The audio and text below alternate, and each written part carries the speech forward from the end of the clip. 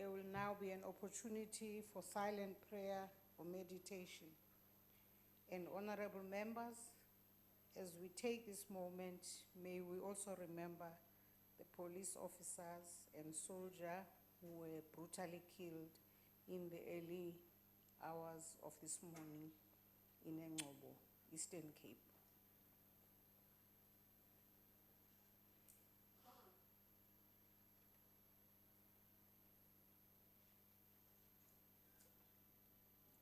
Thanks. Please be seated. Thanks.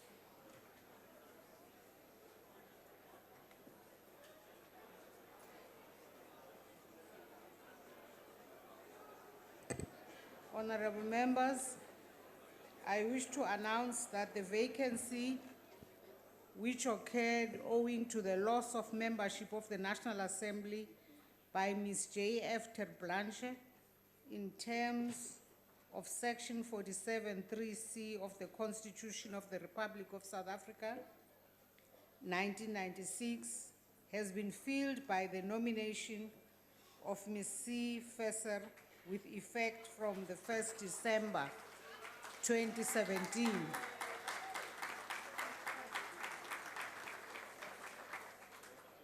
The vacancy which occurred in the National Assembly due to the passing of Ms. T.E. Baker has been filled by the nomination of Ms. A.T. Kanyile with effect from the 1st of December 2017.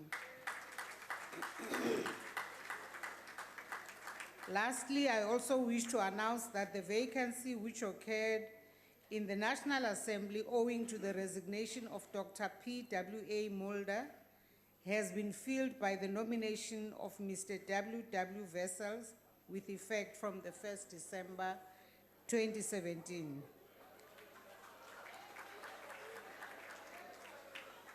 The members have made and subscribed the oath and affirmation in the Deputy Speaker's office. I welcome the honorable members. The Secretary will read the order of the day. Introduction of the Appropriation Bill and the tabling of the Division of Revenue Bill. The Honorable, the Minister of Finance. Madam Speaker, Yes, Honorable Steenhuisen. I didn't want to interrupt the Minister. I'd like to take a point of order in terms of Rule 31 of the Rules of the National Assembly as they relate to constitutional privilege.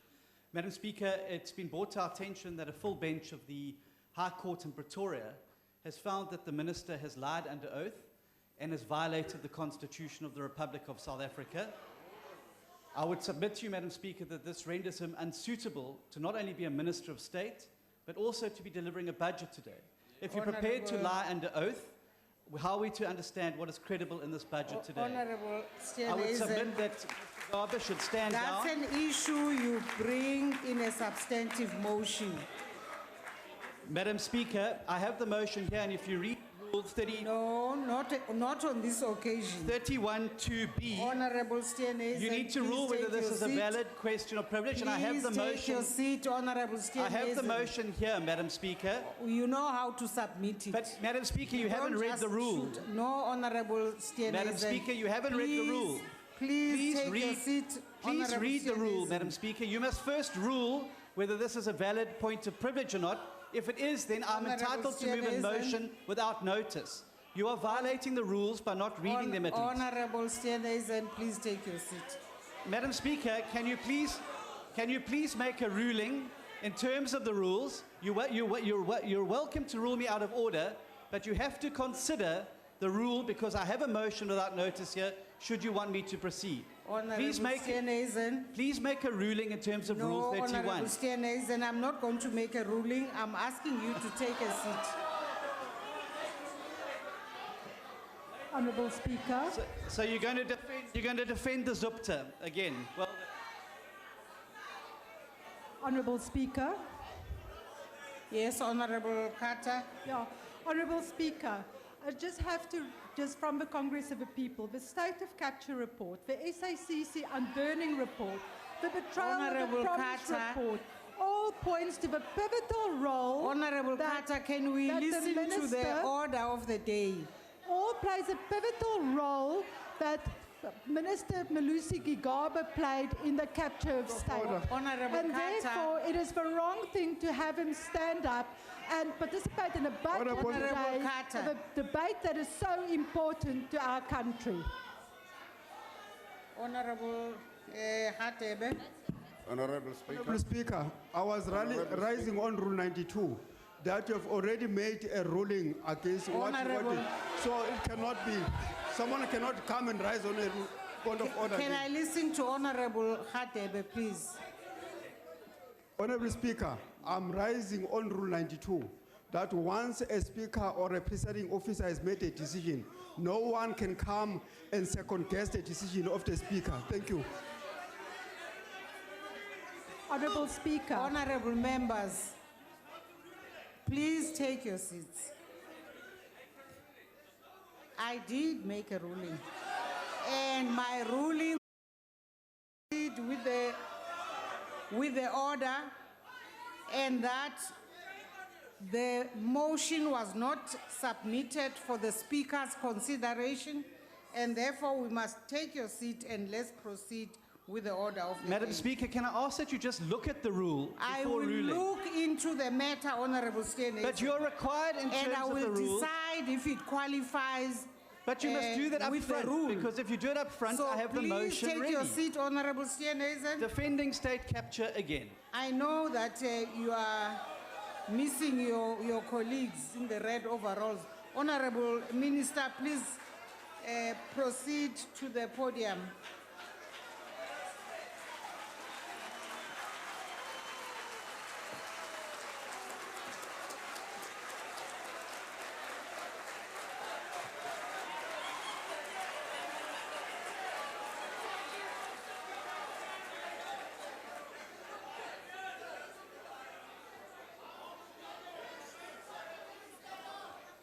Honorable Speaker,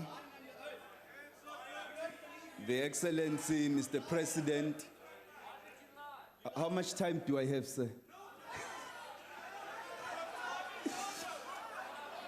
Cabinet colleagues and deputy ministers, Governor of the Reserve Bank, MECs of Finance, fellow South Africans, Dimasiari, Sanbonani, Molweni, Goeiemiddag, Thobela, Dumelang, Abshin.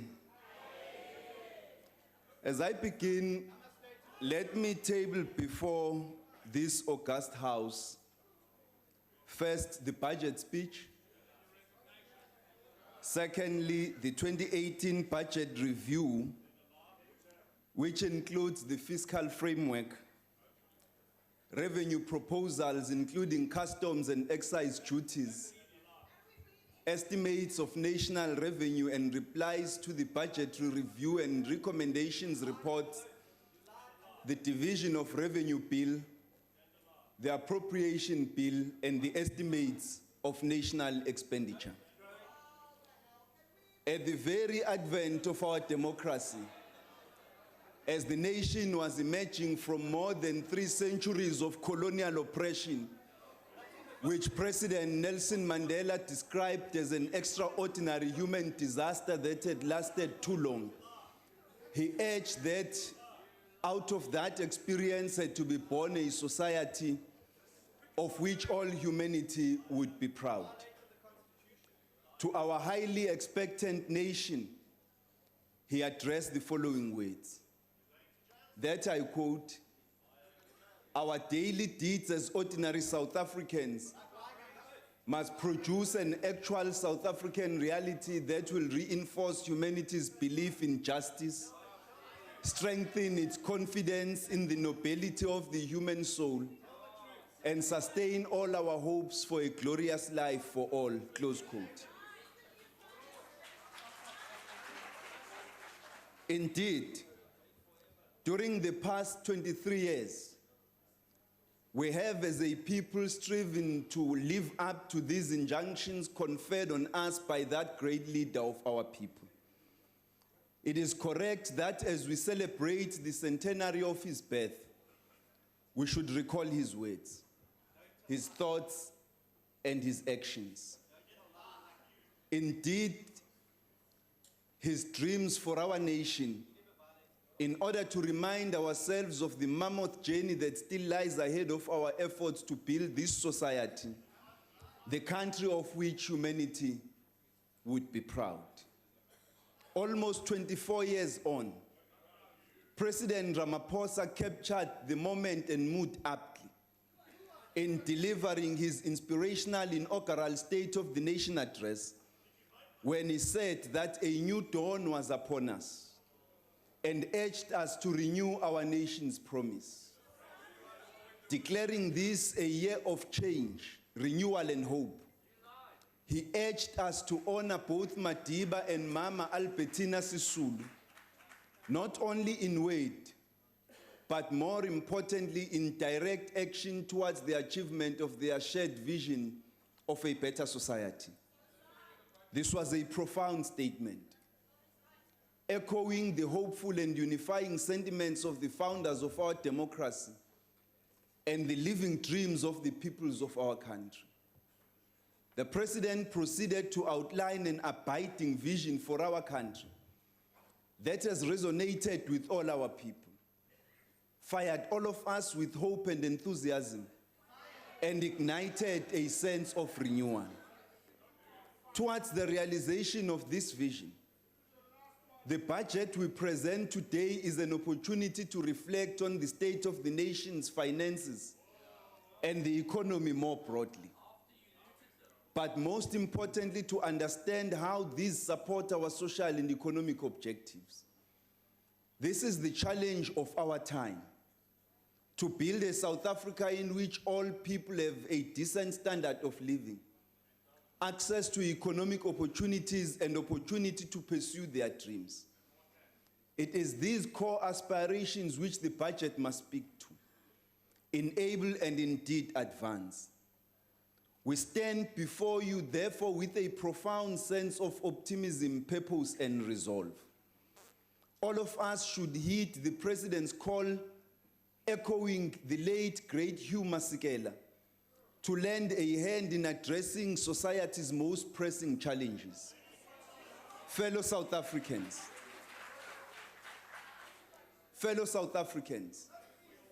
we have the opportunity to achieve faster and more inclusive growth, to create jobs for our people and a better life for all South Africans. That opportunity comes from a favorable global economic outlook, with many of our trading partners doing well, and from improved prices for our exports.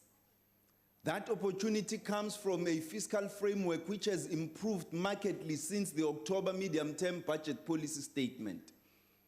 That opportunity comes from a stronger rand and favorable inflation outlook.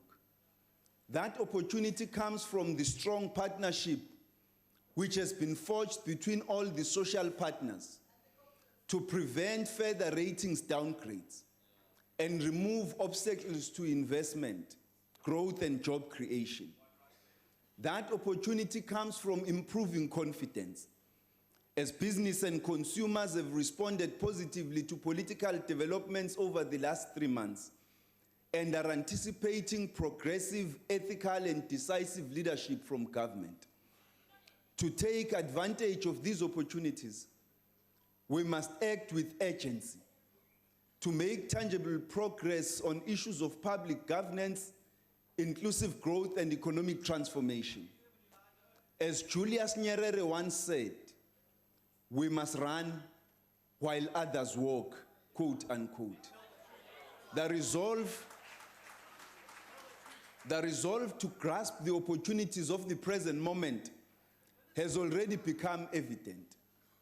Government has demonstrated its resolve to confront allegations of state capture and corruption through the Judicial Commission of Inquiry announced by former President Zuma and reaffirmed by President Ramaphosa, as well as the investigations being conducted by the Hawks, the Asset Forfeiture Unit, and other agencies. responding to an environment of eroding public trust in the early 20th century, former US President Theodore Roosevelt said, I quote, "There are in the body politic, economic, and social many and grave evils, and there is urgent necessity for the sternest war upon them. There should be relentless exposure of and attack upon every evil man, whether politician or businessman, every evil practice, whether in politics, business, or social life. I hail as a benefactor every writer or speaker, every man who, on the platform or in a book, magazine, or newspaper, with merciless severity makes such attack, provided always that he, in his turn, remembers that the attack is of use only if it is absolutely truthful," close quote. All of us who have the honor to serve as public representatives and officials should be prepared to subject ourselves to public scrutiny. We have demonstrated our resolve by strengthening ESCOM's board and management with highly capable, ethical, and credible leadership. This leadership has hit the ground running to turn the utility around by decisively addressing outstanding governance concerns and restoring the confidence of stakeholders to stick with it as it improves its performance and sustainability. The President's intervention this week to restore dialogue on mining policy raises hope that a solution will be found to unlock growth and transformation in this critical sunrise sector.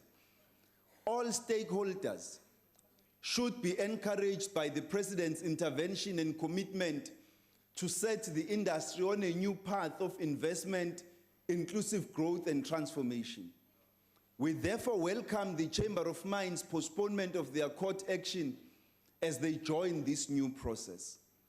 Our resolve to ensure the sustainability of the nation's finances will become evident today as we table a budget which carefully balances a variety of important priorities, including social investment and protection, economic investment, and the need to stabilize the growth in public debt. After several years during which economic growth undershot our projections, we now see the improved growth projections for 2018 and subsequent years as a floor rather than a ceiling. We are convinced that as business and consumer confidence return, and as government follows through on its commitments to enable growth with prudent, fast, and decisive action, we can exceed our growth projections. With purpose and resolve, we can take advantage of these opportunities and achieve the faster growth which is needed dramatically to reduce unemployment, poverty, and inequality, and relieve pressure on our fiscal framework. This is tough. This is a tough but hopeful budget. Lesi sabelo zimali sibonakalisa ukuthi sikwazile ukuthatha inqumo eziqinile ezibonakalisa isibindi, kodwa futhi isabelo zimali esibonakalisa ithemba lokuthi umnotho wakithi uzokhula ngendlela ezobuyisela ikwakhiwa kwamathuba emisebenzi nentuthuko nenqubekela phambili empilweni zabantu bakithi. It required us to make difficult but necessary trade-offs. Important to ensure that this budget is a platform for renewal, inclusive growth, and job creation. It directs spending to our most pressing national priorities, educating our youth, protecting the vulnerable, and investing in enablers of inclusive growth. It moderates spending and raises the revenues required to contain the growth in national debt, whilst trying to minimize negative effects on growth. It presents a budget outlook which is markedly improved since the medium-term budget policy statement in October. It now projects debt stabilizing as a share of GDP over the medium term.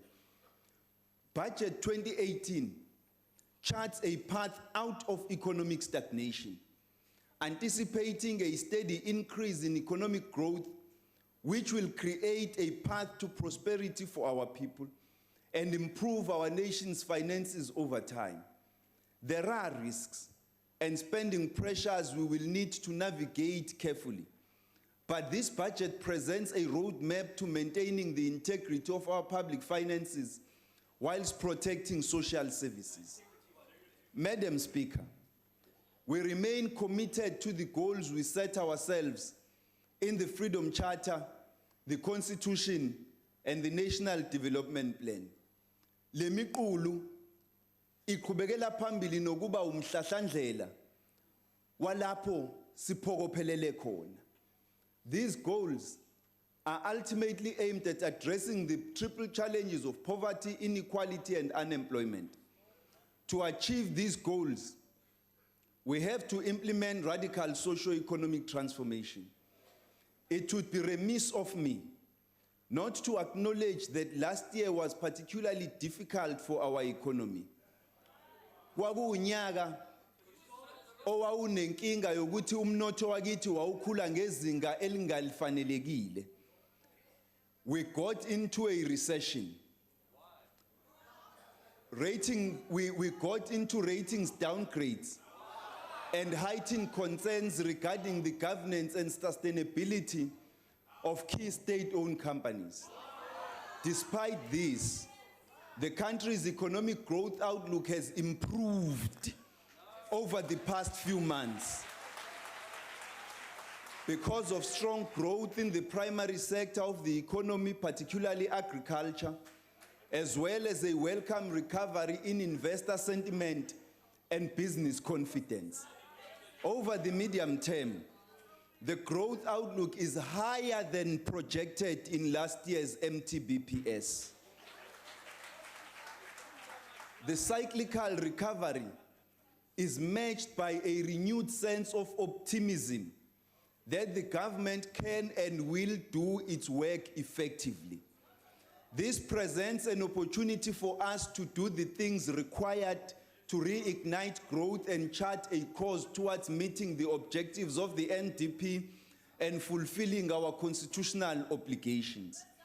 Our responsibilities in translating this renewed energy into tangible and sustainable economic benefits for all our people include: 1, creating the right environment for investment; 2, partnering with the social partners to create sustainable employment; 3, dealing decisively with governance and financial failures at state-owned companies; and 4, addressing the concentrated and inequitable structure of the economy. Achieving these objectives will require us to forge a new social compact between the social partners. We need to provide investors with the certainty required to increase investment. Raising the level of investment and improving the ease of doing business in the country will support job creation. Private sector investment and job creation are critical to reducing unemployment, which remains stubbornly high at 26.7%. Investment opportunities are occasioned by the following global developments in our main trading partners. First, stronger domestic demand in the United States and the Euro area, which has supported an improved growth outlook. Secondly, the recovery in commodity prices has also supported developing countries' growth prospects. And third, sub-Saharan Africa is expected to grow at 3.3% in 2018. Madam Speaker, by harnessing these opportunities, we can move our economy towards the targets we have set ourselves in the NDP. South Africa needs to be bold and coordinated in building sectors where we have comparative advantages and can be truly world-class. These include, but are not limited to, mining, agriculture, tourism, as well as manufacturing and service exports to the rest of Africa and globally. The 2017 GDP growth projection has been revised upward to 1%, which is higher than the 0.7% expected at the time of the MTBPS last year. We are anticipating growth of 1.5% in 2018, rising to 2.1% in 2020. While this is a good start, there are immediate policy interventions that we need to make in order to ensure that we create the right environment for investment, growth, and employment. The first is to finalize the 14 confidence-boosting measures that we committed to in July last year. Madam Speaker, I am pleased to announce that good progress has been made in this regard, as detailed in Chapter 1 of the Budget Review. The gains from progress made by government action are important but insufficient to achieve transformation and inclusive growth. Together, government, labor, the private sector, and civil society have the ability and responsibility to grow the economy inclusively. The enormous potential of our partnership has been demonstrated by the CEO's initiative, which has established a business-led fund committing about 1.4 billion rand to support high-potential SMMEs.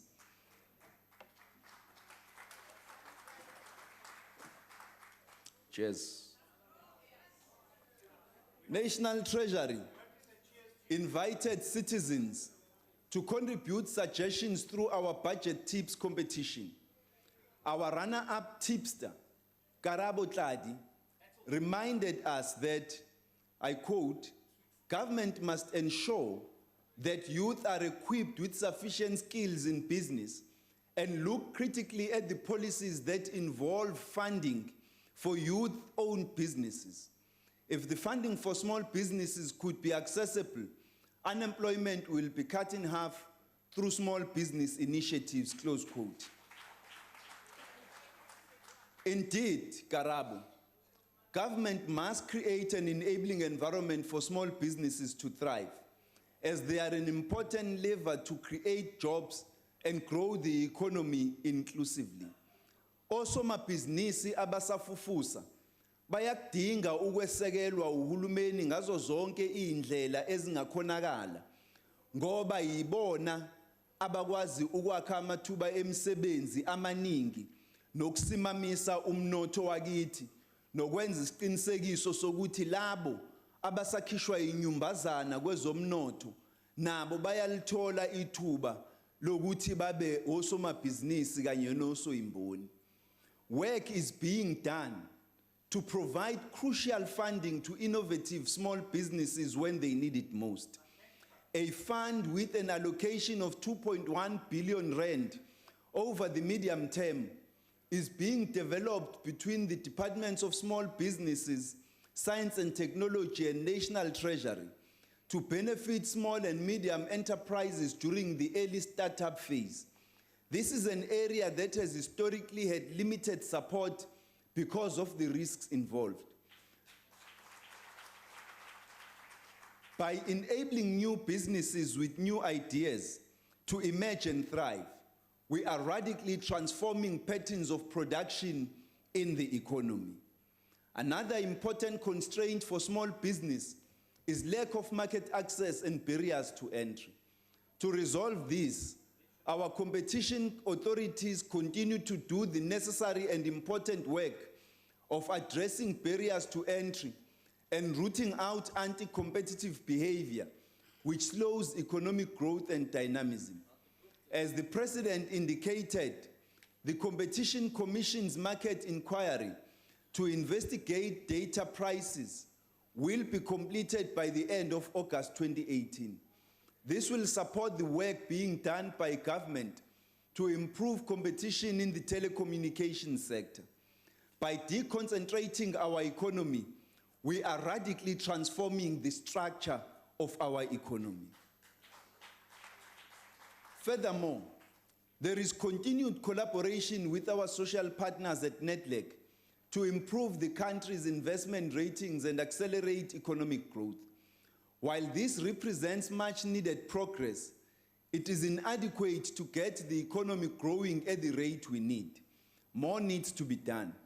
We are inspired by the President's commitment in the SONA to convene an investment conference and job summit to bring all stakeholders together around practical initiatives to catalyze inclusive growth and job creation.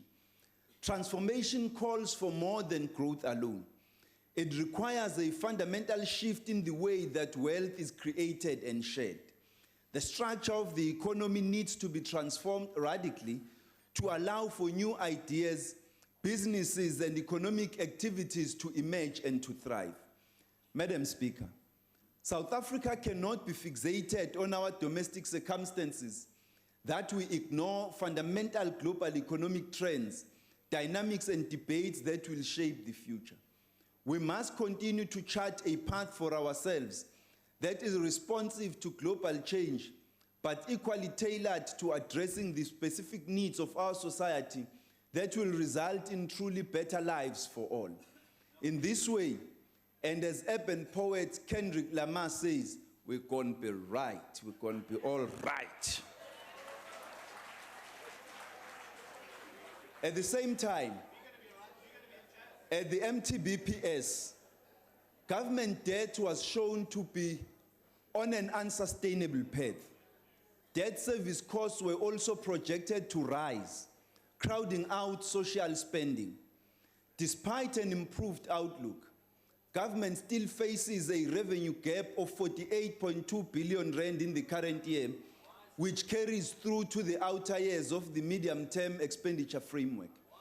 In addition, the December 2017 announcement of fee-free higher education and training entails large new allocations over the medium term. In response, government has made significant changes to the fiscal framework. Firstly, new tax measures raise an additional 36 billion rand in 2018-19, mainly through a higher VAT rate and below inflation adjustments to personal income tax brackets.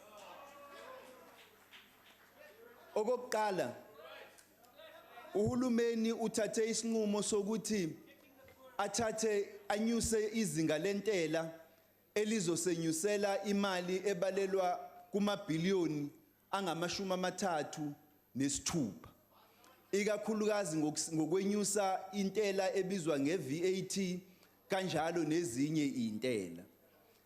Sizokuchaza lokhu kabanzi ukuthi kuzobathinta kanjani ikakhulukazi abantu abahluphekayo. Secondly, the expenditure ceiling has been revised down marginally from what was presented in October. However, the small revisions are underpinned by large reductions and reallocations. Over the next 3 years, the spending framework includes: 1, expenditure reductions approved by Cabinet amounting to 85 billion rand. 2, an allocation of 57 billion rand for fee-free higher education and training. And 3, additions to the contingency reserve amounting to 10 billion rand. Taken together and supported by a strengthened growth outlook, these interventions will stabilize public finances.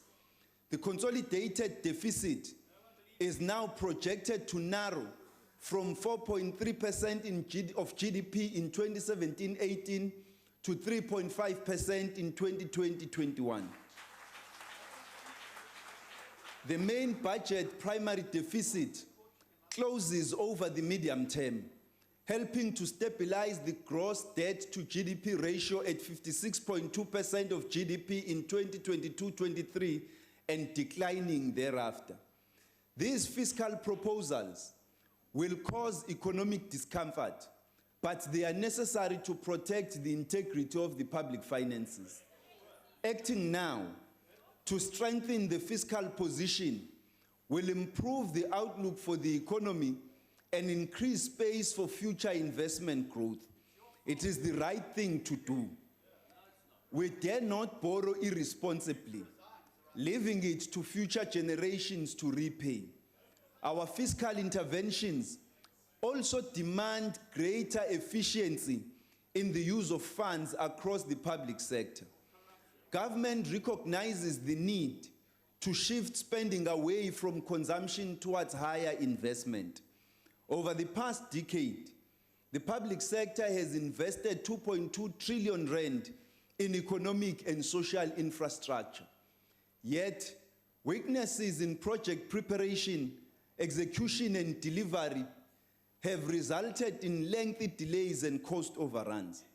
To improve this, government has established a budget facility for infrastructure to standardize and improve the management of public infrastructure projects. To support higher levels of capital investment and maintenance, the state needs to contain the public service wage bill.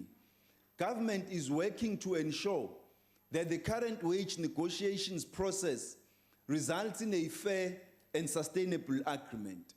This process will require careful consideration from all stakeholders.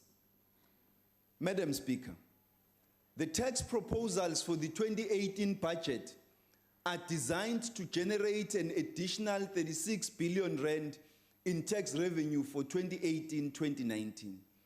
The main tax proposals for the 2018 budget are an increase in the value-added tax rate from 14% to 15%, a below-inflation increase in the personal income tax rebates and brackets, with greater relief for those in the lower income brackets, an increase in the ad valorem excise duty rate on luxury goods from 7% to 9%, a higher estate duty tax rate of 25% for estates greater than 30 million rand, a 52 cents per litre increase in the levies of fuel, made up of a 22 cents per litre for the general fuel levy, and a 30 cent per litre increase in the road accident fund, and increases in the alcohol and tobacco excise duties of between 6% and 10%. Sorry, Nibafwethu. From this afternoon, ukusukela manje ntambama,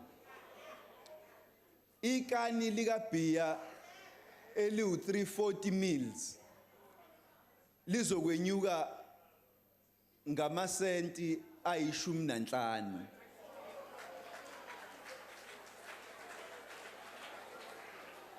Ibhodlela lewayini lizonyuka ngamasenti ama-23. Ibhodlela lamanzi amponjwana lawa adliwa abanye ngaphambi kokuba bezela endlini lizonyuka ngamarandi 4 kanye nama-80.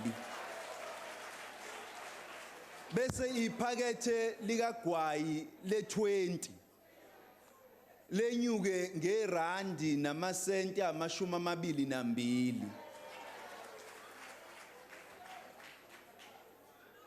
Ngenhlonipho ke kumntwana Ndabezitha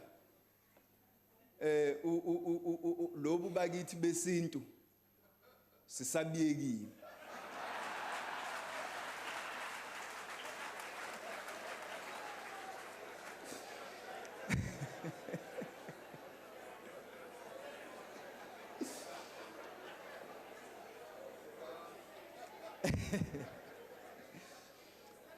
Uma senza lezi phakamiso zentela, uhulumeni ukucabange kakhulu ukuthi kubaluleke kanjani ukuthatha izinqumo ezizokwazi ukusimamisa umnotho.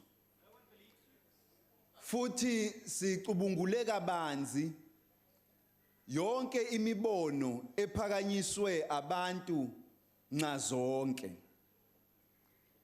In taking these decisions, government reviewed considerably the potential contributions from the three major tax instruments which raise over 80% of our revenue.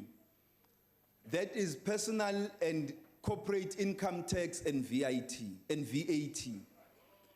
We have increased personal income tax significantly in recent years, particularly at the higher income bands. And our corporate income tax is high by international standards. We have not adjusted VAT since 1993, and it is low compared to some of our peers, such as Argentina, Morocco, Turkey, and Kenya. We therefore decided that increasing VAT was unavoidable if we are to maintain the integrity of our public finances. Ubethusile Mcinga reminded us of the real concerns of our people, telling me via social media that, quote, before you speak about big words like radical, transformation, and all big numbers, please, ndicela uthobe iprize yamaqanda ne-oros, close quote.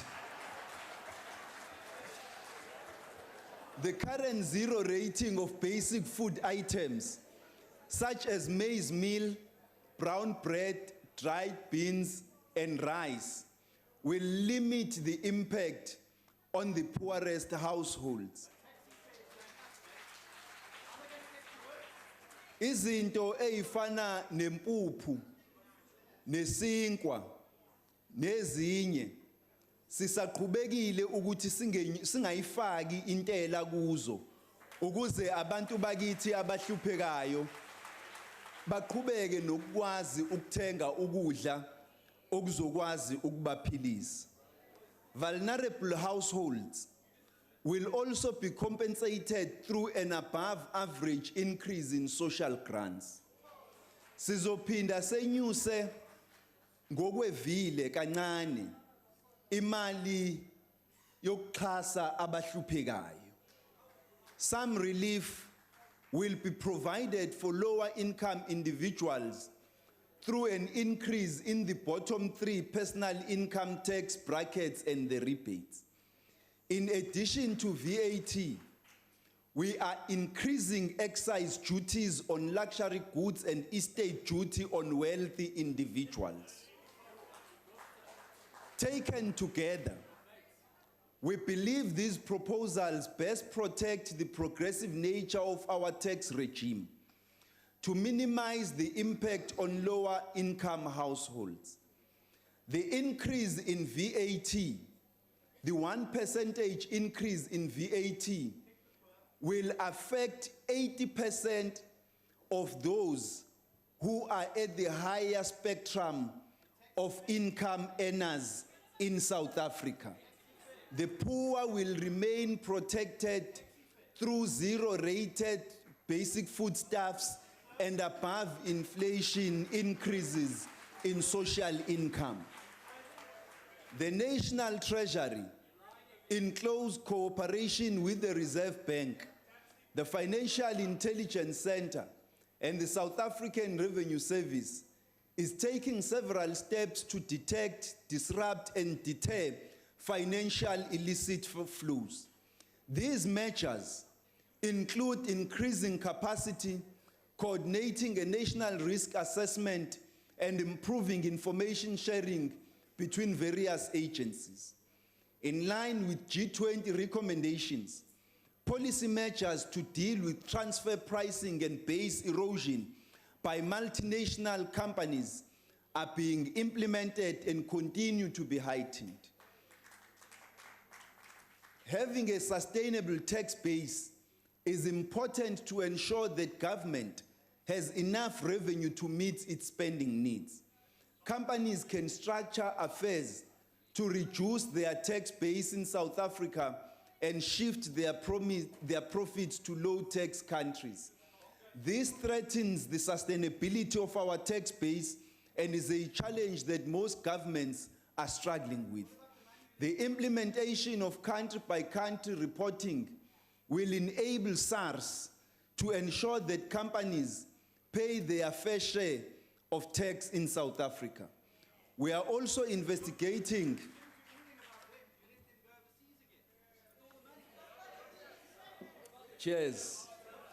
We are also investigating options to further cap the practice of excessive interest deductions by companies in order to reduce their tax liability. The realization of taxes from the offshore wealth of taxpayers, as highlighted in the Panama and more recently the Paradise Papers, was evidenced in the over 2,000 applications for disclosure by South African taxpayers under last year's Special Voluntary Disclosure Program.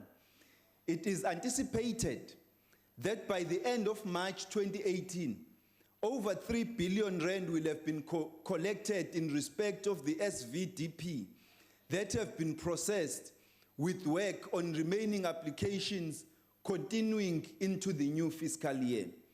Measures to approve material cross-border transactions involving state-owned entities will be put in place. The digital economy brings about many technological advances that have led to changes in business models. Today, we update draft VAT regulations to cover foreign businesses selling electronic services to South African consumers. Working closely with the Department of Trade and Industry, I have approved 6 special economic zones that will make qualifying companies subject to a reduced corporate tax rate and enable them to claim an employment tax incentive for workers of all ages. These measures will promote investment in those manufacturing and tradable services sectors that encourage exports, job creation, and economic growth. Working with the Minister of Science and Technology, government has streamlined the administration of the Research and Development Tax Incentive. Aside from raising revenue, the tax system is increasingly required to play a role in protecting the natural environment and promoting sustainable use of limited resources. Parliament is currently considering the draft carbon tax bill, which will assist South Africa to meet its climate change commitments to reduce our carbon emissions. The tax will be implemented from 1 January 2019. As with greenhouse emissions, the polluter must pay principle must also apply to other activities which harm the environment, like the dumping of plastics into our oceans and threatening of marine life. Working with the Department of Environmental Affairs, we will shortly publish a policy brief to broaden the scope of environmental fiscal reform, to explore fiscal and regulatory measures to improve water resource management, mitigate the emission of pollutants, and encourage recycling to reduce waste such as plastic, which is polluting our oceans. Madam Speaker, tax morality is a crucial component of a healthy democracy. It has taken many years and lots of effort to build the foundation of trust that supports our tax morality. We have seen how quickly that citizens' trust can be eroded by perceptions of poor public governance. At the State of the Nation address, the President has announced his intention to establish a commission of inquiry into tax administration and governance at SARS. This year, government will respond to the Davis Tax Committee's report on tax administration and introduce draft legislation to give effect to some of its recommendations, including those on the accountability of SARS to the Minister of Finance and the establishment of a supervisory board, as well as measures to strengthen the Office of the Ombud. Government will also take steps to implement the Customs Modernization Program, currently implemented by SARS, to give effect to the new customs and excise legislation passed in 2014.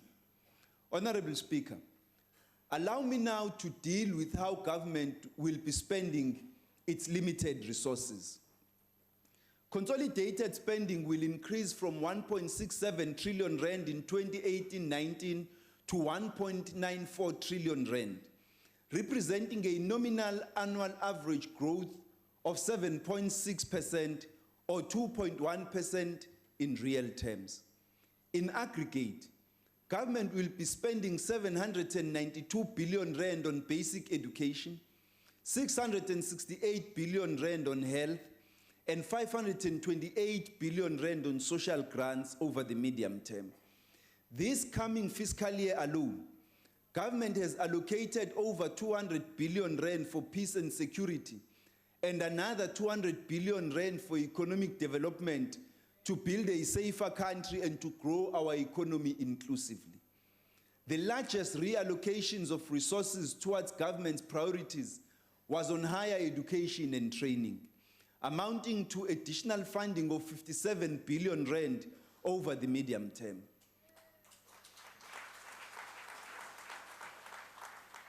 As a result, this is the fastest growing spending category, with an annual average growth of 13.7%. Accordingly, this government is proud to implement a major step forward towards our ultimate goal of guaranteeing access to higher education and training for all South Africans who qualify based on merit, not on class position. This follows former President Zuma's response to the Hare Commission of Inquiry into the Higher Education and Training, reaffirmed by President Ramaphosa. Government will phase in fee-free higher education and training to students from poor and working class families. Abantwana babantu abahlwempu, abahluphekayo nabantwana babasebenzi, yibona abazozuza kulolu hlelo uhulumeni alwethulayo. This means that all new first-year students with a family income below 350,000 rand per annum at universities and TVET colleges in the 2018 academic year will be funded for the full cost of study.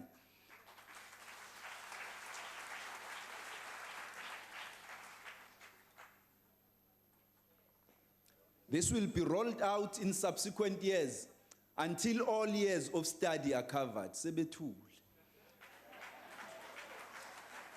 Returning NSFAS students at university will have their loans for 2018 onwards converted to a bursary.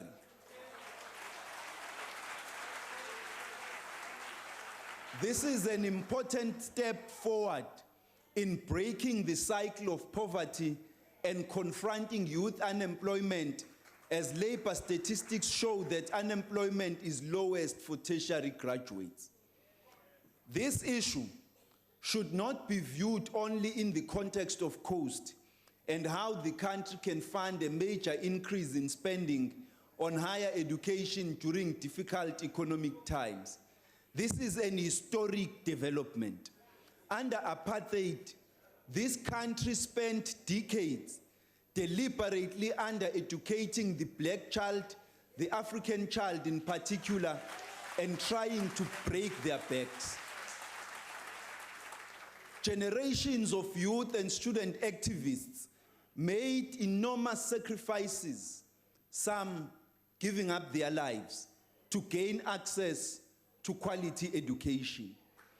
The Freedom Charter calls for the doors of learning and culture to be opened to all, and continues to insist that, I quote, higher education and technical training shall be open to all by means of state allowances and scholarships awarded on the basis of merit, close quote. By ensuring an higher and further education and training is further made accessible to the children of workers and the poor, we honor the struggles of freedom fighters, such as Bantu Stephen Biko, Unkgopotse Tiro, Khotso Siahlolo, Hector Peterson, Tsietsi Mashinini, Bathandwa Ndondo, among many others.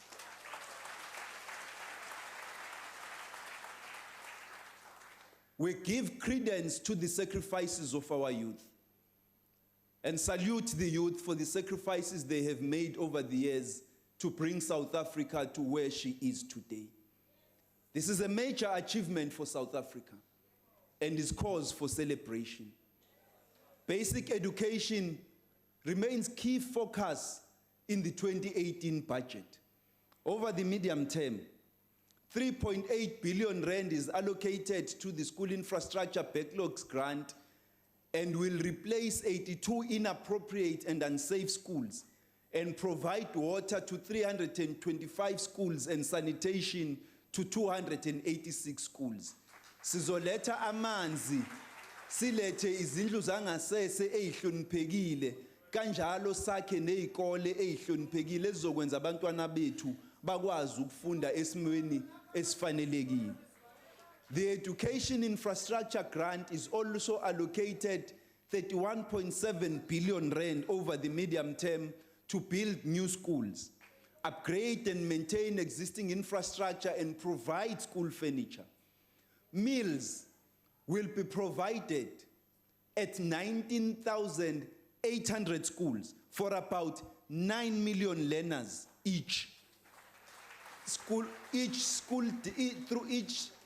Every school day through the National School Nutrition Grant, which is allocated 21.7 billion rand over the medium term. 39,000 Funza Lushaka bursaries disbursed via the National Student Financial Aid Scheme at a cost of 3.7 billion rand for prospective teachers in priority subject areas such as mathematics, science and technology will be provided over the next 3 years. Sithuthukisa amakhono othisha babantwana bethu. Our social protection systems continue to protect the poor and most vulnerable, and government has continued progressively on the path towards the national health insurance. Over the medium term, the NHI is allocated an additional 4.2 billion rand funded through an amendment to the medical expenses tax subsidy. Now, at least Dr. Mtswaleti akasezuxabana nami ngoba uzile wazongithusa ekuqaleni komhlangano ukuthi uma ngingamniki imali ye-NHI sizobe sesixabene. Overall, government will be spending 205 billion rand on health in 2018-19, growing to 240 billion rand by 2020-21. Government has taken deliberate steps to adjust social grant values above inflation to at least partially cover for the proposed increase in VAT. Ngalokho, impesheni yabantu abadala kanjalo nesabelo zimali zalabo abakhubazekile nabagada abantwana izonyuka ukusukela lulunye kuApril kulonyaka ophezulu kwinani lenkulungwane namakhulu ayisithupha izonyuka ngenani elingamashumi ayisishiyagalolunye lenyukele kwinkulungwane namakhulu ayisithupha namashumi ayisishiyagalolunye ebese kuthi ukusukela ngoOctober yenyuke futhi kancane sithi chatha u10 rand ngoOctober yenyukele kwinkulungwane namakhulu ayisikhombisa. The old age pension, care dependency, and disability grant from the 1st of April will be increased by 90 rand from 1,600 to 1,690 rand and by a further 10 rand to 1,700 rand on the 1st October 2018. The child support grant, the child support grant will increase from the baseline of 380 to 400 billion rand on 1 April and to 410 rand on the 1st of October. Imani ke ake ngithi ukuyilungisa. Ake ngithi ukuyilungisa. Order. Ngiyabona sekukhona abafuna ukuresign eParliament Mongameli. Bayofuna le mali. The child support grant will increase from the baseline of 380 rand to 400 rand on 1 April. And to 410 rand on the 1st of October. This is a 6.6% annual increase. Sisaqhubeka njengohulumeni ukugcizelela ukuthi lezi imali zezondlo zabantwana mayiphelele ebantwaneni, hayi kwezinye izinto eziseceleni. Ikhona ke i-video clip ebiloki circulator kuma WhatsApp na kuma social networks abantwana kwesinye isikole eEastern Cape bekhala ngokuthi imali zethu ayifinyeleli lapha kithi kunezinto ezinye izenzayo awuba kwethu imali zeingane ke ziye kuzo. An additional 2.6 billion rand has been added since the MTBPS to social grants to enable these changes. These adjustments resulted in social protection spending increasing by 7.9% per year, much above inflation. As highlighted by the President in the State of the Nation address, government will ensure that social grants will continue to be paid without disruption. The first round of projects for the budget facility for infrastructure was received in 2017. The facility received 64 projects with an estimated funding requirement of 139 billion rand. Of the projects received, 38 met the requirement for evaluation. The evaluation process is currently being finalized, and projects that meet the criteria are expected to receive approval for funding in the first quarter of 2018-19. The budget facility for infrastructure should also assist us in attracting private investment projects. Government continues to support South African companies to grow and to become more competitive through incentives in the form of grants, loans, and tax allowances.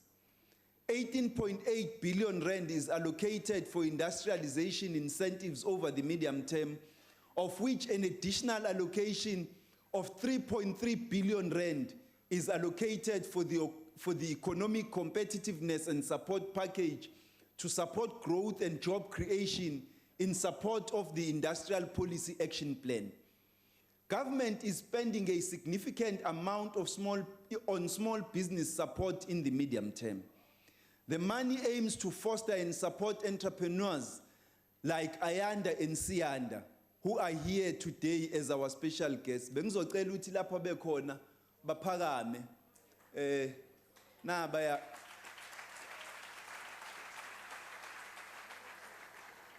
They have founded a clothing label called Peck's Lifestyle and describe themselves as true hustlers, not waiting for government programs or handouts. Kumanje bagqoke izinto abayithunga bona besebenzisa amatshali. Usacela niphakame futhi uMinister we Small Business akazange nibone kahle nazo ke. We salute your enterprising spirit and call on the public to support them and others like them.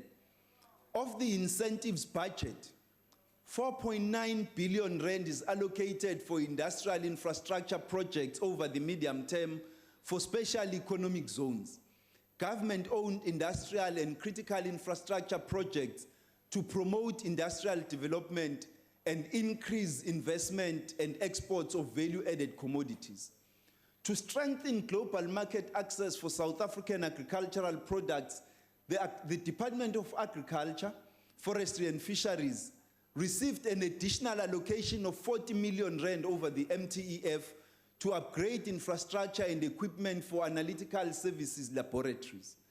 This will provide assurance to global trading partners that South African agricultural products meet internationally recognized standards for human safety, thereby facilitating our ability to export unhindered. In line with the outcomes of Operation Pakisa on agriculture, rural development and land reform, the Department of Agriculture, Forestry and Fisheries aims to create and support 450 sustainable and profitable black commercial producers participating in prioritized value chains over a 5-year period. An estimated 501.7 million rand is expected to be reprioritized for the black producer commercialization program. Shani zani. Oh. By creating opportunities for black agricultural producers, we are radically transforming the agricultural sector of our economy. Over the medium term, the Department of Rural Development and Land Reform intends to accelerate the settlement of restitution claims with plans to finalize 2,851 claims at a budgeted amount of 10.8 billion rand. Accelerating land reform has become urgent, and the Department of Rural Development and Land Reform has set aside 4.2 billion rand for the acquisition of 291,000 hectares of strategically located land.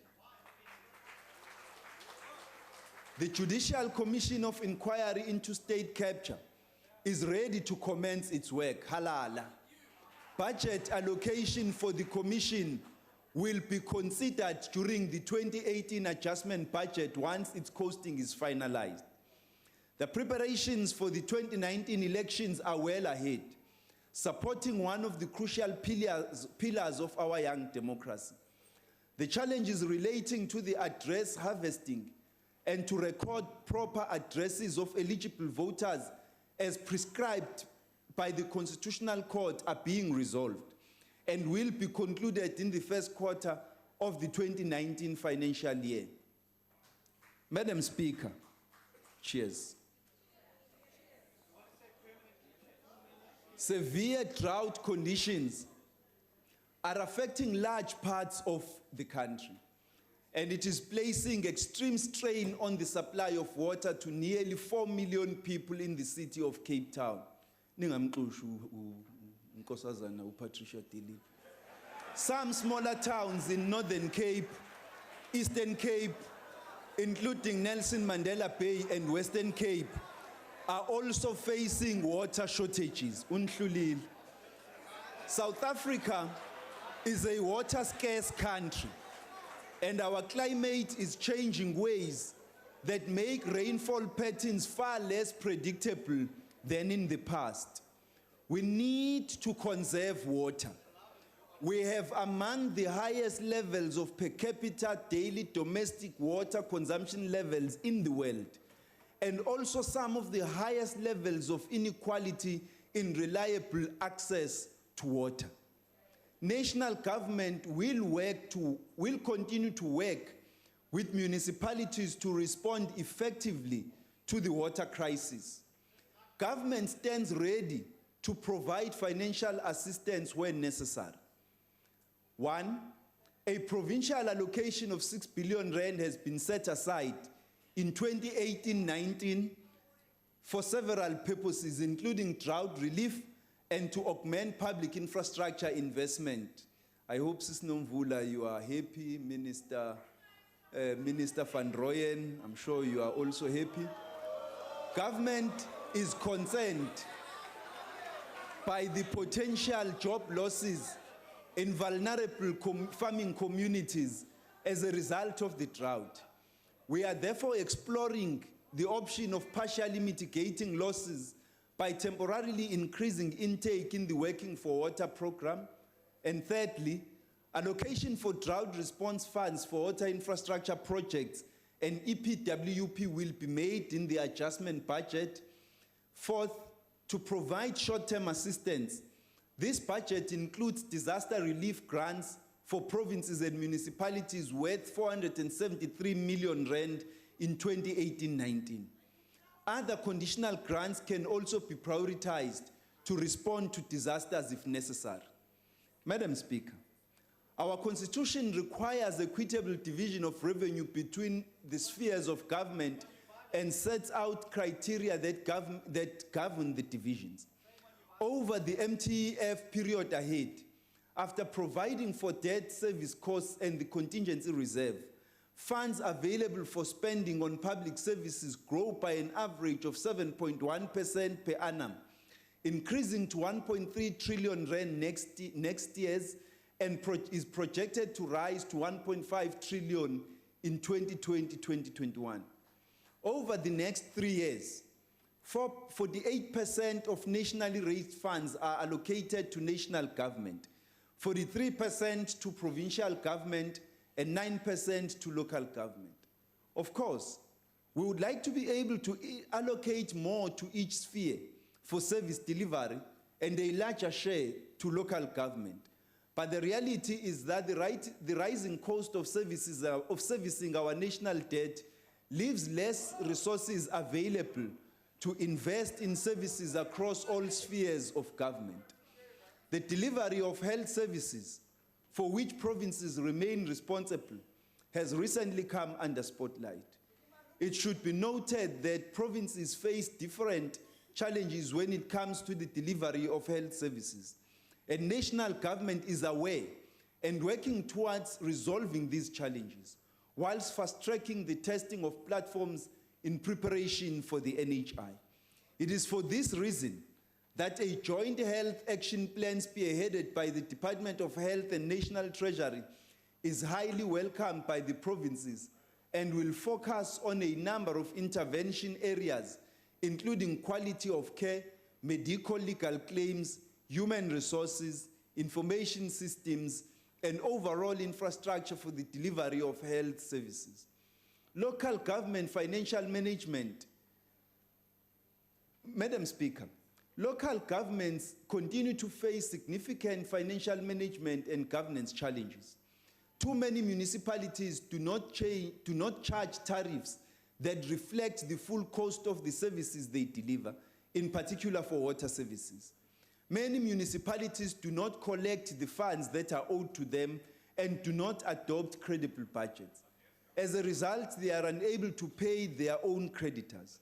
National government already provides extensive capacity support to municipalities, but over the period ahead, we will review the effectiveness of these different support measures and introduce a new instrument designed to assist the turnaround of some of the most troubled municipalities. Madam Speaker, cities are the heart of the national economy and hold the potential to drive our economic renewal. South Africa's 8 metros are home to 39% of our population, but account for half of all employment, formal and informal, and 57% of the country's economic output. The economic importance of cities is likely to increase. We must take advantage of this dynamic to drive inclusive growth. The Integrated Urban Development Framework sets out government's policy commitment to improving the productivity of South Africa's urban areas. Achieving this will require us to rethink approaches to South Africa's urban development challenges and to find new ways in which to stimulate faster and more inclusive growth. On a visit to the Bridge City Hub in eThekwini, I saw firsthand the transformative potential of coordinated public investment in reviving township economies through public and economic infrastructure investments and catalyzing private sector investments. Let all urban development stakeholders work imaginatively to transform township economies. Let us think beyond car washes, hair salons, and spaza shops, important as they are, and find ways to foster productive, high-value economic activity in townships owned and managed by township residents. We need to see factories, workshops, tech hubs, and locally owned retail operations being established in our townships. By revitalizing the township economy and reconfiguring our urban centers, we are radically transforming the unequal spatial planning of our cities. Government is also alert to the potential of our intermediate cities that are smaller than the metros but still significant urban centers. The better to respond to the urban development challenges they face, this budget proposes to introduce a new, more flexible grant funding arrangement for these cities over the medium term. Cities will be able to opt to join this new grant, which will require more integrated long-term planning and a greater contribution to infrastructure investment for their own resources. Madam Speaker, state-owned companies operate network industries such as electricity and transport that underpin our country's economic growth potential. President Ramaphosa made an unequivocal commitment in the State of the Nation address to intervene decisively to stabilize and revitalize state-owned enterprises, and outlined in his response to the SONA drastic measures we are going to take to implement meaningful and far-reaching reforms to our state-owned companies. To date, we have managed to secure cabinet approval for frameworks on private sector participation, the appointment of boards and the costing of developmental mandates, to appoint a new board chief executive officer and restructuring officer at SAA, and to implement the long-term turnaround strategy for the entity. And thirdly, to appoint a new board at ESCOM. The Minister of Public Enterprises has instructed the entity to conclude all power purchase agreements with independent power producers.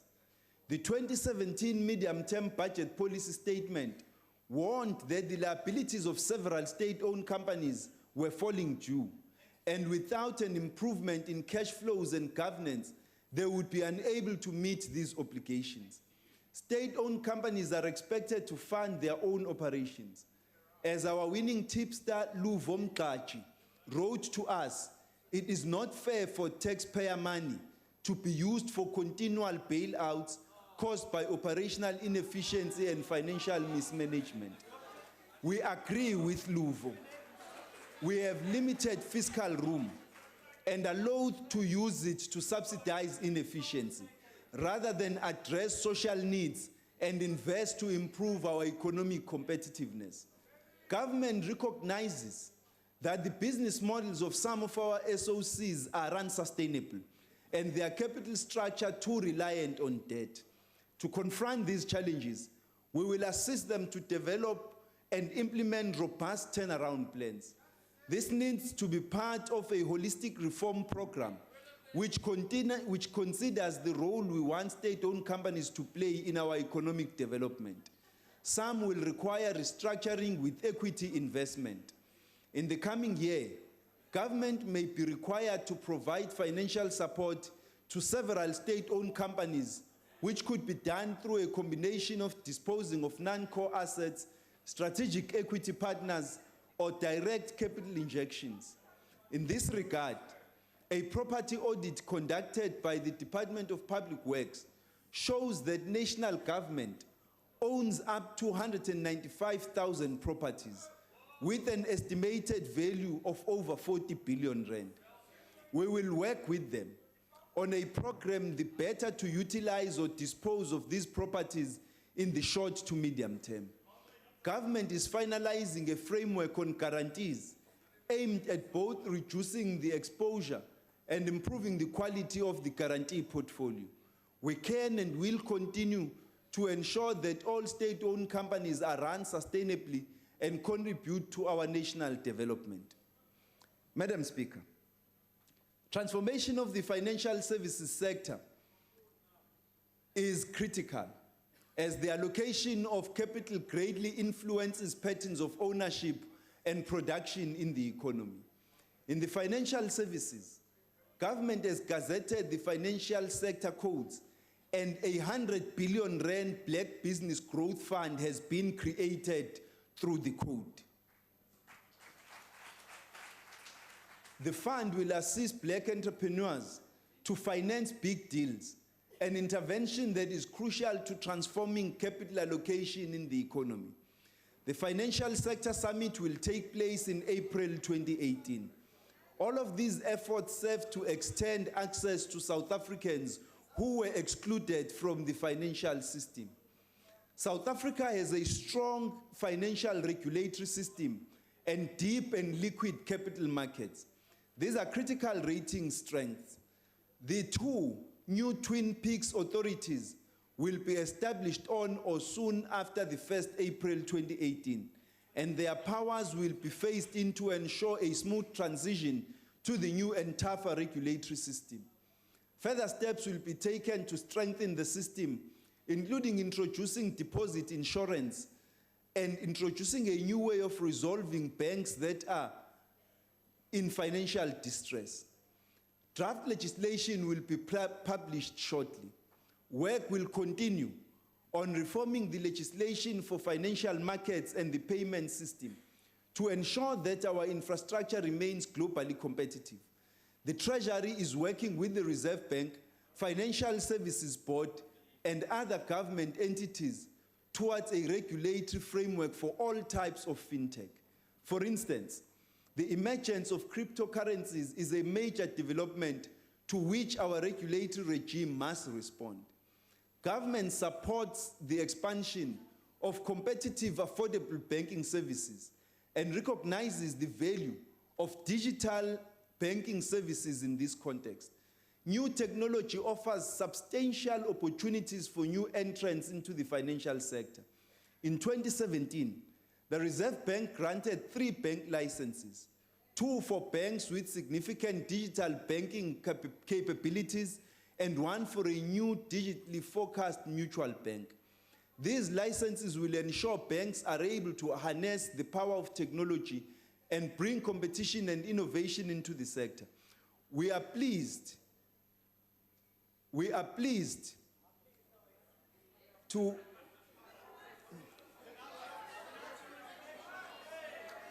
We are pleased that one of the new banks has significant direct Black ownership. We welcome, ladies and gentlemen,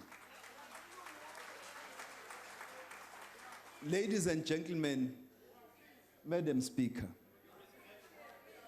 we welcome and are pleased to welcome the return this year of Old Mutual, which will move its primary listing back to the Johannesburg Stock Exchange.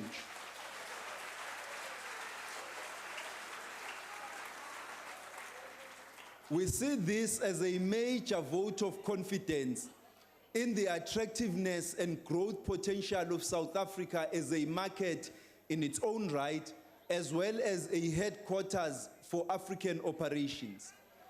There will be regulatory benefits with respect to risk and governance, but most importantly, it is good to welcome home one of our oldest financial services companies.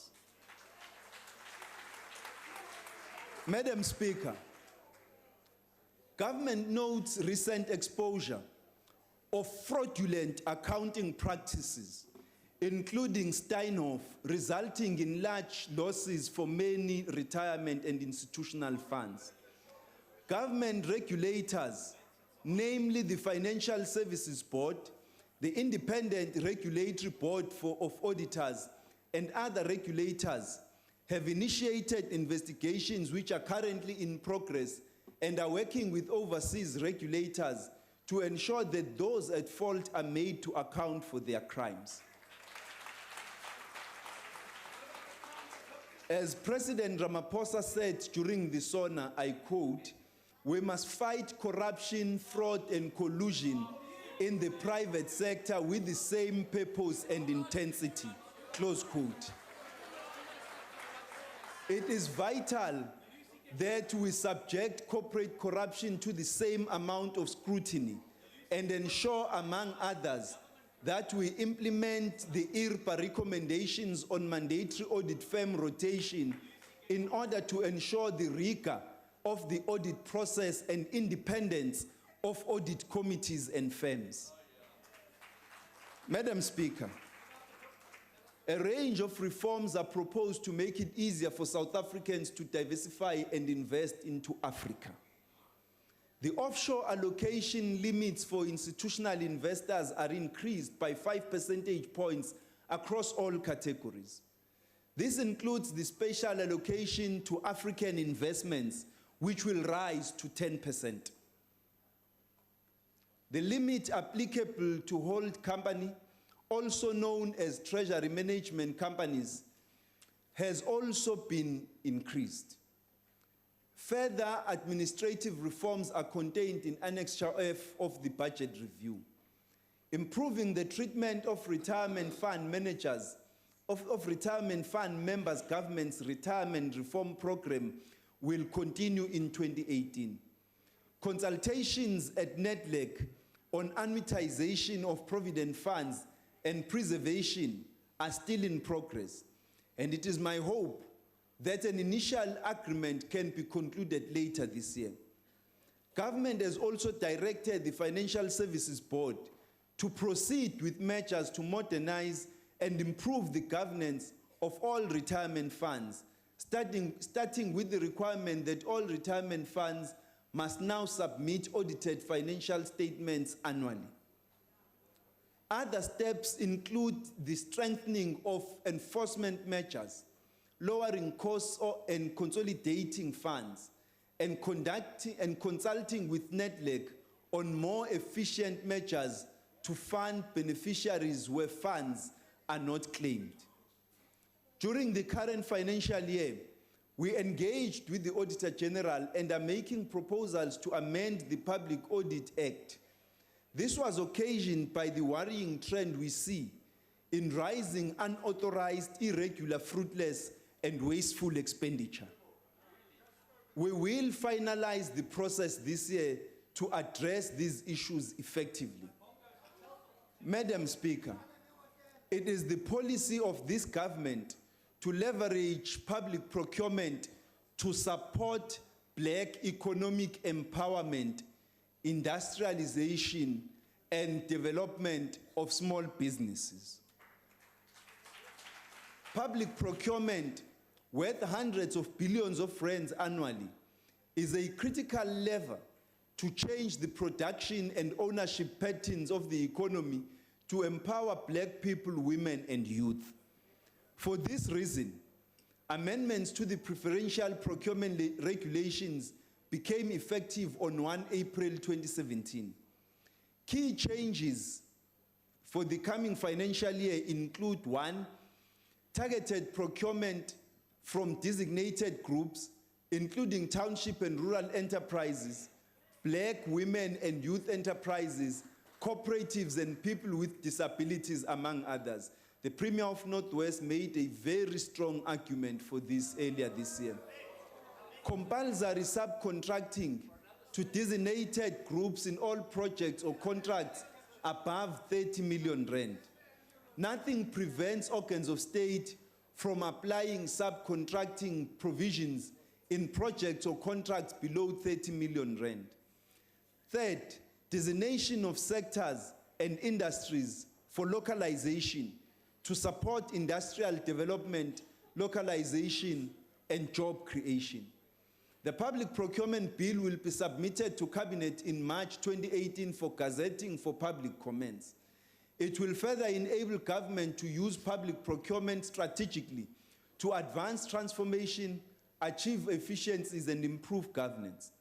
Treasury will increase collaboration with all law enforcement agencies to strengthen efforts to fight fraud, corruption, and abuse of supply chain management systems across all spheres of government in order to restore the integrity of supply chain management. In recent years, a large number of deviations from national procurement processes has reduced the credibility of the supply chain management system. Deviations can also result in anti-competitive practices, that open the doors to corruption and which limit transformation by preventing small businesses from doing business with the state. In future, deviations will be allowed only in rare, well-justified cases. Madam Speaker, government has a number of evergreen contracts which are open-ended. Evergreen contracts create barriers to entry, making it impossible for new entrants to participate in the allocation of government contracts.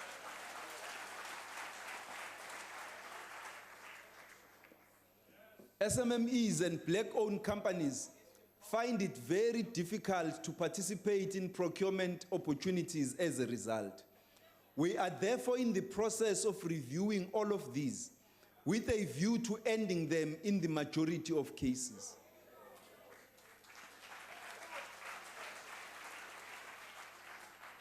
Madam Speaker, payment of suppliers on time is regulated by the PFMA and MFMA. Next week, the Director General of National Treasury will issue a directive to all government departments and public institutions instructing them to pay suppliers on time or be charged with financial misconduct.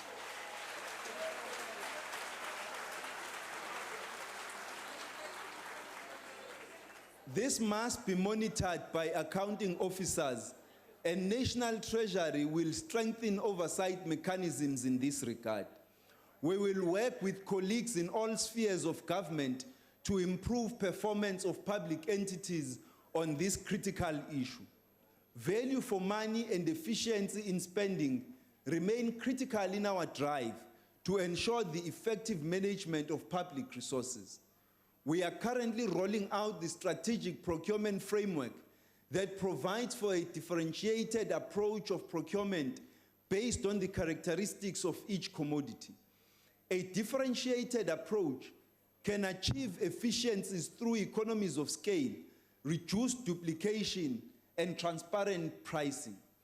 In considering centralized procurement of certain commodities, we will be careful to avoid compromising competition and support for local economic development where provinces are best placed to procure such products and commodities.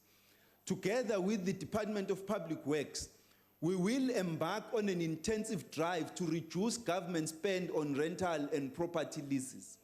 We will review the current 3-year rental lease period, which is prescribed for government departments, to lower the cost of financing for proper leases. This will unlock growth and value in the property sector.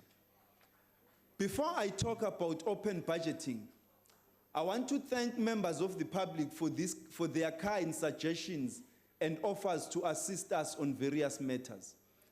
At risk of being called Minister of Instagram, let me thank King Casey, who tagged me in a post kindly offering to join me in Candy Crush rehab. Open budgeting management of public finances must continue to remain. And I'm sure there are many others who actually need the same rehab. And others need far serious rehab on my left than Candy Crush only. But anyway, that's not the issue. But management of public finances must continue to remain at the core of a capable and people-centered state. South Africa continues to set the gold standard for budget transparency. Citizens should be proud of the independent international recognition of being ranked first, #1, in the most recent 2017 Open Budget Survey, together with New Zealand.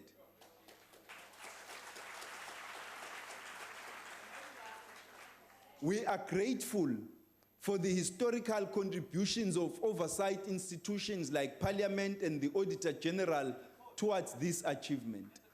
Looking to the future, true to the South African budget reform approach, We are not seeking the easy way out, and our efforts will not be superficial. We are prioritizing public participation. We are taking national treasury further to the people. In partnership with a civil society coalition named Imali Yethu, Our Money, we are investing the necessary resources to forge a genuine partnership in order to tackle very ambitious targets for public participation. This partnership has given birth to Vuleka Mali, Open Money, an online budget data portal launched just yesterday, aimed at making the use of all our budget information much easier. We seek to build an active citizenry that engages in discussions that are meaningful, together with government regarding service delivery and policies that affect every citizen. Madam Speaker, given the choices we have had to make, both as a nation and as government, in preparing this budget, I am reminded of the words of Leron Bennett Jr. in the Road Not Taken, when he said, I quote, "A nation is an amalgam of critical decisions made at crucial forks in the road. A nation is a choice. It chooses itself at fateful forks in the road by turning left or right, by giving up something or taking something. And in giving up or the taking, in the deciding and not deciding, the nation becomes," close quote. Given the difficult circumstances we have been in and the choices we had to make in order to steer the course, maintain the trajectory of our policy objectives, and sustain our public finances, we have made the tough calls and decisions that affirm our nationhood. At crucial forks in the road, we made and continue to make the critical decisions that continue to forge our nation. The budget we present today is not easy, and the choices we have had to make have been difficult. But Spirella reminds us that, I quote again, "There is no thrill in easy sailing when the skies are clear and blue. There is no joy in merely doing things which anyone can do. But there is more satisfaction that is mighty and sweet to take when you reach a destination that you thought you would never make," close quote. Through our liberation struggle and the advent of our democratic era, we have shown incredible perseverance, humanity, selflessness, and courage. We have shown the ability to find common ground amidst a painful history and deep divisions, and a fearlessness of youth that has helped us to choose ourselves again and again by giving something up or taking something. Through this budget, we choose ourselves yet again.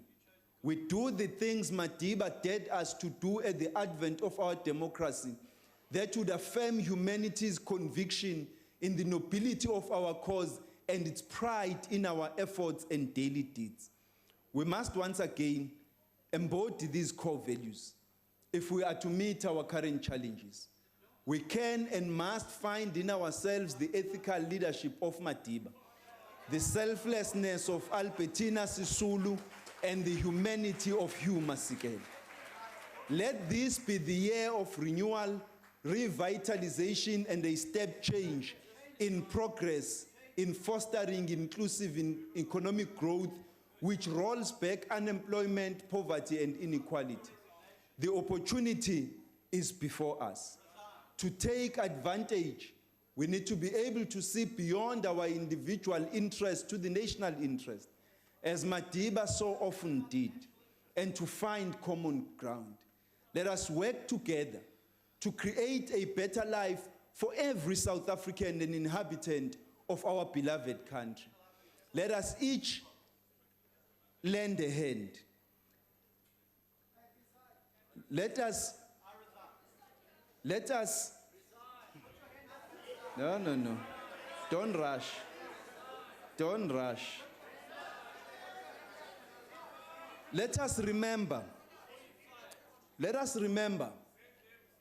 the words of Owen Young when he said, capital which overreaches for profits, labor which overreaches for wages, or a public which overreaches for bargains will all destroy such other. There is no salvation for us on that road, close quote. The president has called for a social compact for all of us to lend a hand in order to move our country forward. Now is that time. At this stage, I wish to thank former President Zuma for his leadership during the budget process.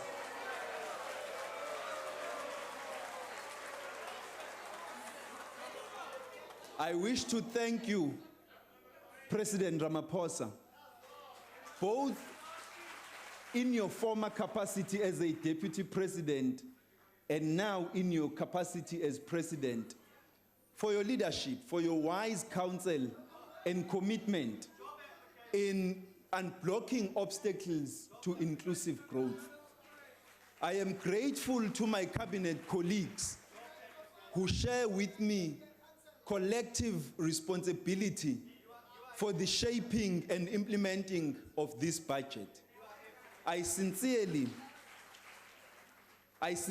thank members of the Budget Committee for their time, diligence in sifting through budget memoranda and insights in the debates that helped refine the budget proposals. I must express my gratitude to our provincial premiers and finance MECs and municipal mayors for bringing invaluable experience on service delivery at provincial and local level, and who share our fiscal and financial responsibilities.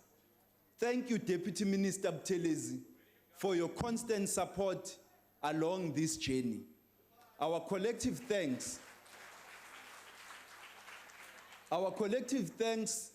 are due to the South African Reserve Bank, the governor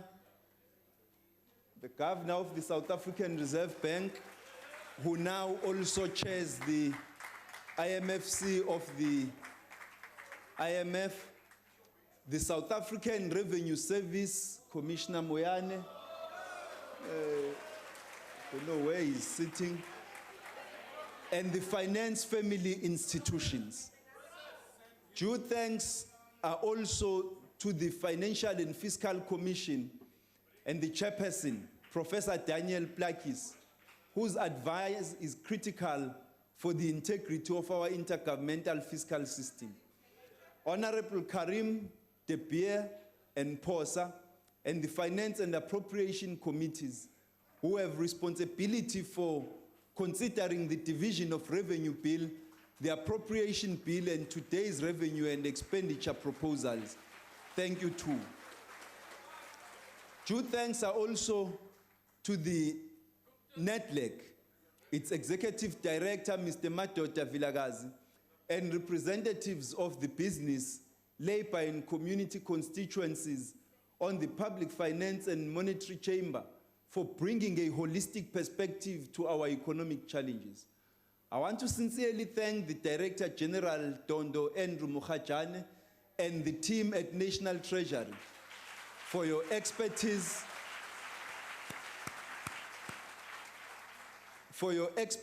hard work, and deep commitment to public service, as well as the long hours that went into producing this budget, the many interesting debates and discussions we had. I must thank my family for their support, for their continued support and inspiration. My wife and my daughter are in the audience.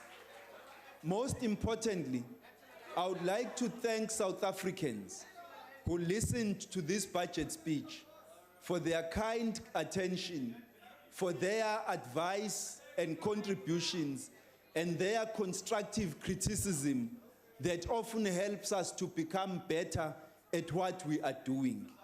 ngiyabonga, kiyalebuha, nakhenza, ndiyalivua, ngiyathokoza.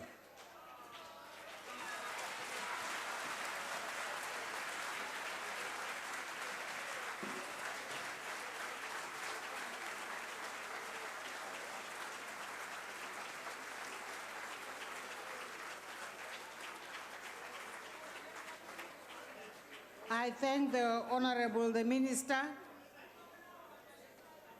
The papers tabled by the Minister will be referred to the relevant committees.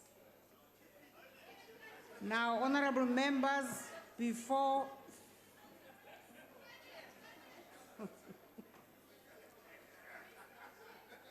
I adjourn the House, I'd like to deal with the ruling on the question of privilege, which was earlier on raised by the Honorable